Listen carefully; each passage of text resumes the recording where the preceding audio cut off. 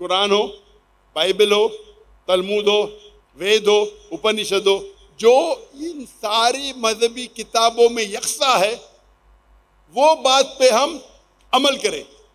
جو اختلاف ہے اس کو ہم بعد میں ڈسکس کریں گے.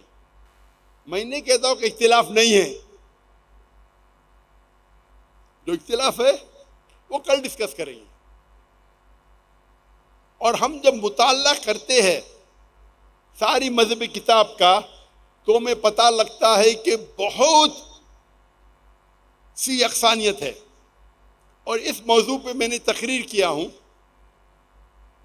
اسلام اور عیسائیت میں یکسانیت، اسلام اور ہندوازم میں یکسانیت،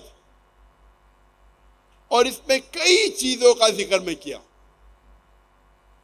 کہ اسلام اور عیسائیت میں کئی یکسانیت ہے، اسلام اور ہندوازم میں کئی یکسانیت ہے.